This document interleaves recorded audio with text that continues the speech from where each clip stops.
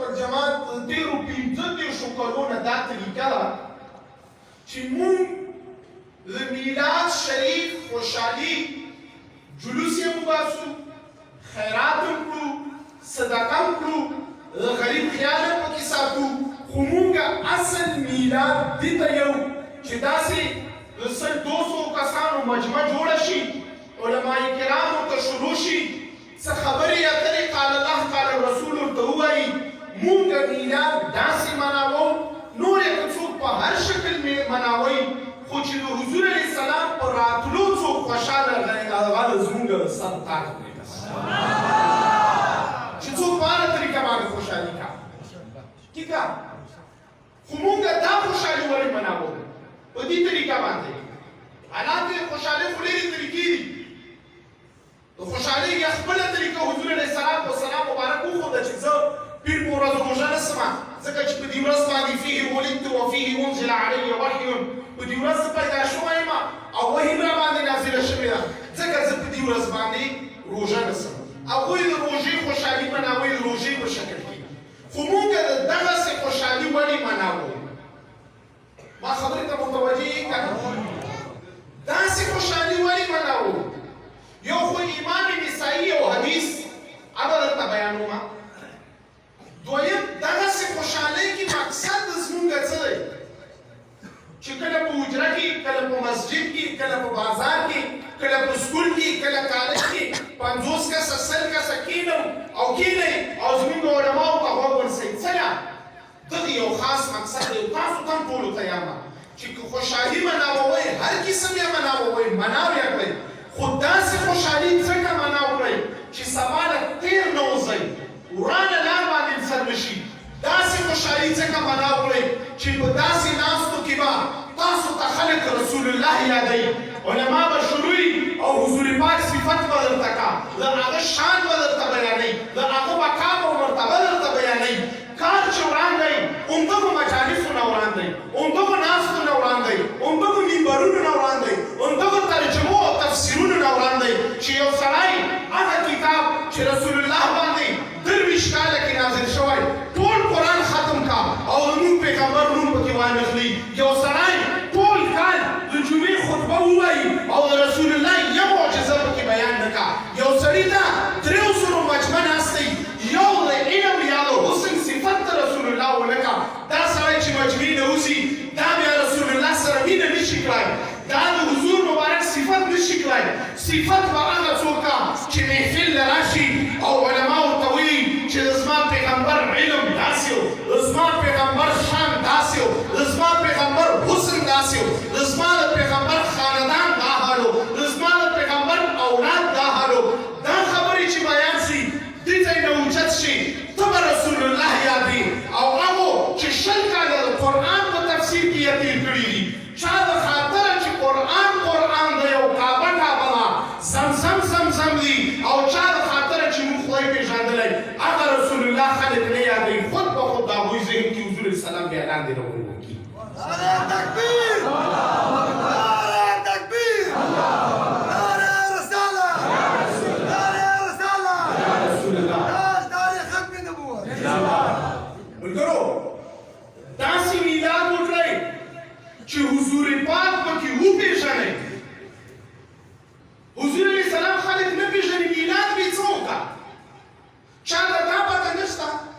چې د زموږ پیغمبر امام طبراني یو حدیث نقل کړی، عایشه صدیقه رضی الله عنها مبارکه یې راویه ده، ماشاءالله ښه متوجه ناست دی. خو ګوره هر وخت ضروري نه ده تاسو علماو سره په هفته کې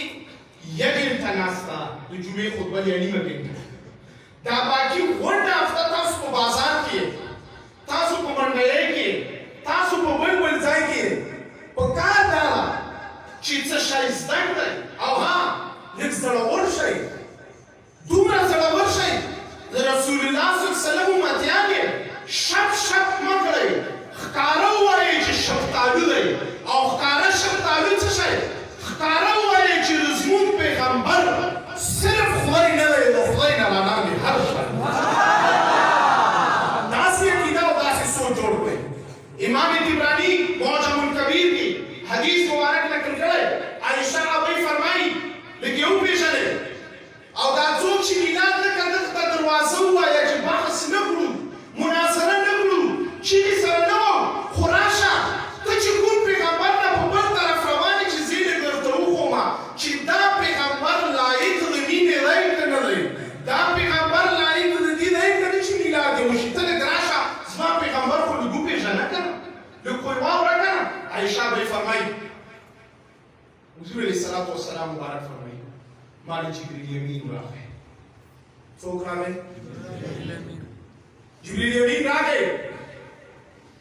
ما ته یې رب کریم را ډیوټي لګولې وه چې لاړ شه او د کائناتو مشارق او مغارب شمالا جنوبا هر څه وګوره ما اوس تا ته دنیا دا ښکاري چې اوس ایشیا نه شروع شي او په امریکا ختمه شي په منځ کې تقریبا چې څه پسه 1 لک کیلومتره مزل دی دا دنیا نه ده دا ما او تا لیدلې دنیا ده د خدای دنیا څه ډېره لویه ده تفسیر میں بھی لیکلی داما ہوتا تھا چې کوم ستوري ښکاري په دغه ستورو کې یې ستوري کې د ما او ستا دنیاګانو غوندې 1 لک نه زیاتې دنیاګانې پکې آبادي دا د خدای خدایي ده د خدای خدایي دومره لویه ده چې ما ورته عقل او فهم هلته کار نه کا او مشرق خالی د ما او ستا مشرق او مغرب چا څه راته ښکاري دا نه دی جبریل امین راغی حضور پاک ته فرمایي رب راله ډیوټي لګولې وه چې وګرځه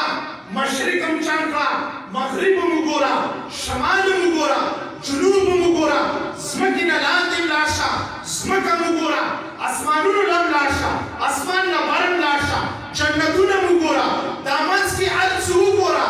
چڼ هر شی واړوه وګوره چې ټولو نه ښایسته او د ټولو نه بهتر څوک دی انسانان هم شته جنات هم شته ملکوت هم شته نور کائنات هم شته حضور پاک فرمایي جبریل امین راغی او قسم یې وخوړ چې ولم ارا رجلا افضل من محمد ما د محمد نه بهتر په ټولو کائناتو کې پیدا ته چې چا میلاد ونه کړې هغه دغه پیغمبر دی ته چې چا سره بغض ساتي ته چې د چا نه لرې پاتې هغه دغه پیغمبر دی جبریل امین فرمایي ما د حضور علیه السلام مبارک نه بهتر سړی په ټولو کائناتو کې ونه لیده ولم ارا بیتا افضل من بیت بني هاشم نه به د بنو هاشم نه بهتر د بنو هاشم نه بهتر کور په کائناتو کې بل پیدا کړ مقصد زما د خبرې دا دی چې د حضور علیه السلام مبارک میلاد چې څوک نه کا هغه سره بحث مه کړئ هغه سره مباحثې مه کړئ ته وایي چې څوک چې میلاد نه مناوئ مه دی مناوئ هغو سره بحث مه کړئ هغو سره مناظرې مه کړئ څه وکړئ راشئ او علماو سره کښېنئ اول خپل رسول الله صلی الله علیه وسلم وپېژنئ بیا د هغه پېژندګنا نه بعد لاړ شئ او خلکو ته حضور علیه السلام وپېژنئ او ورته ووایئ چې واوره ته چې میلاد نه کړې ولې نه کړې څه شوي دي کوم صحابي کړی ته دا دلیل غواړې څنګه یې کړی پرېږده راشه زه چې کوم در پورې نه خطا یم زما چې د کومې کورنۍ ځولۍ ته ځان ګزار کړی دی څه نه به گزار کړی ځکه به گزار کړی دی چې د هغه نه بهتر سړی په ټولو کائناتو کې نشته ولم ارى افضل رجلا من محمد صلی الله علیه وسلم حضور مبارک ته بهتر سړی ما څوک نه لیدلی ها بیا چې کومه کورنۍ کې دی مبارک پیدا شوی دی بنو هاشم په کورنۍ کې حضور علیه السلام مبارک بیا د هغې متعلق ورته فرمایي ولم ارى بیتا افضل من بیت بني هاشم د بنو هاشم د کورنۍ نه بهتره کورنۍ ما بله ولیده نقص او غلطي په دې ځای کې روانه ده دا هزار وخت یامه او په هر ځای کې یامه غلطي دې ځای کې روانه ده چې مونږه علماو ته غوږ نه ږدو بیا چې کوم تفسیر ته غوږ ږدو کومې ترجمې ته کښېنو هغه ترجمه کې د بده مرغه په 3 کاله کې د حضور علیه السلام نوم وانخیستل شي بیا چې کوم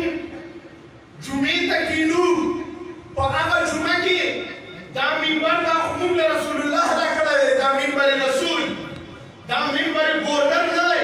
دا منبر د وزیر اعظم نه دی دا منبر رسول دی په دې منبر موږ کینو او د دغه منبر حق بدانه کړو څنګه بدانه کړو په دې منبر باندې په ټول کال کې موږ چېرته دا خبره ښکاره نه کړه چې وخلکو قرآن چې ما او تا له راغلی چا راوړی په عربو کې چا راوړ کومه منډه یې کې راته میلاو شو کوم ځای نه راغی خدای راته چا راوپېژانده موږ ته کعبه چا راوپېژانده موږ ته مقام ابراهیم چا راوپېژانده موږ ته سجدې چا راوښودې موږ ته منځونه او اودسونه چا راوښوده موږ چې نن مسلمانان یو او د رب العالمین ذات باندې یقین دی او ایمان دی دا څه چې راته ښودلي دي دا حضرت رسول الله صلی الله علیه وسلم راته ښودلي حضور علیه السلام مبارک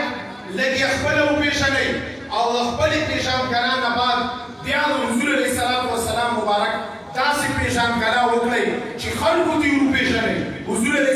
السلام مبارک خلکو ته یې وروپېژنئ ورښکاره یې کړئ چې رب العالمین مونږ او تاسو له څنګه خوږ پیغمبر راکړی دی